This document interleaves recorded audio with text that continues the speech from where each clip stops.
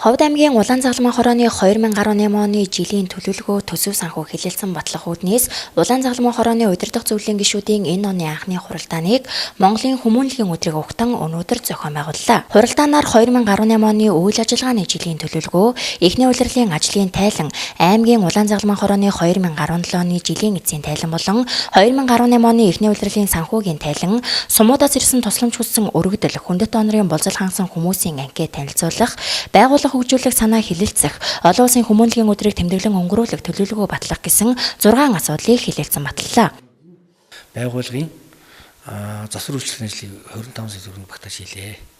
Түүнээс гадна бас зарим сумдад өөрийн гэсэн тийм гал унтраах зөөврийн усан көөрг, одоо манайх усан көөрг гэж ярьдаг, гал унтраах тийм баг бүрдүүлж байгаа 2 сумд. Өнөөдрийн мэдлэр бол Мянгад, Чандган сумд үндсэндээ нөхцөл байдал бүрдээд байгаа. За 2018 он Улаанзагалмайн нийгэмлэгээс бол тодорхой хэмжээний зөвлөлтүүдийг тавьсан. Хамгийн гол нь хүмүүст бол мэдээлэл сурталчилгаад дутуу байна.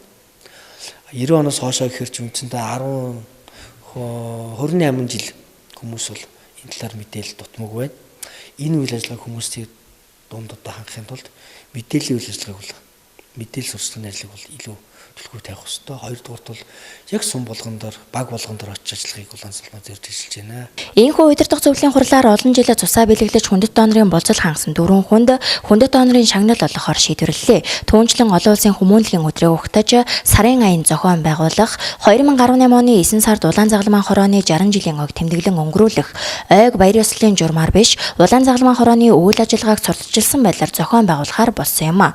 Мөн 2018 оны үйл ажиллагааны төлөвлөгөөг дахин боловсруулж 60 жилийн ойг тэмдэглэлтэй холбоотой 60 ажил санаачлан зохион байгуулах зэрэг шийдвэрийг гаргалаа.